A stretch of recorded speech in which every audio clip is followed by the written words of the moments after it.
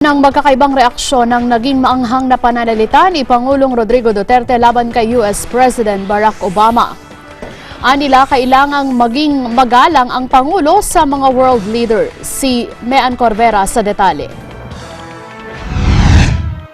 Pinaghihinay-hinay ng mga senador si Pangulong Rodrigo Duterte sa paglalabas ng sama ng loob o anumang pahayag sa mga kapwa nito leader.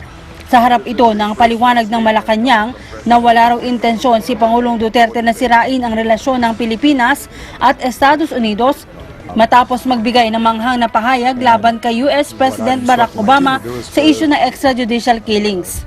Pero paalala ni Senador Ralph Recto, Pangulo na ng bansa at hindi na ordinaryong alkalde si Duterte, kaya dapat itong maging magalang at mahinahon sa pakikipag-usap sa mga kapwa leader o sino mang miyembro ng international community. Sabi rin ni Senador Panfilo Lacson, anumang bibitawang pahayag ng Pangulo nangangahulugan bilang policy statement ng administrasyon.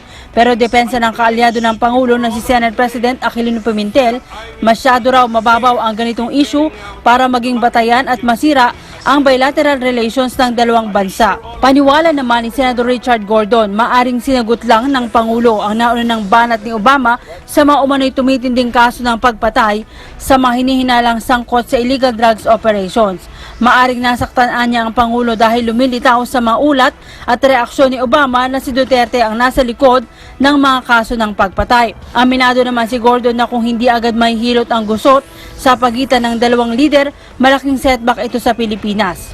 Ang Amerika kasi anyang isa sa mga numero unong kaalyado ng Pilipinas, lalo na sa gera laban sa terorismo. Ang mahalagaan niya ngayon, kumilos ang mga leader ng bansa para magkaroon ng dialogo sa pagitan ng dalawang Pangulo. Pero apila ni Gordon sa publiko, wag nang palakihin pa ang issue at magpakita naman ng suporta sa Pangulo. Para sa Eagle News, Mean Corvera, AM1 with 25.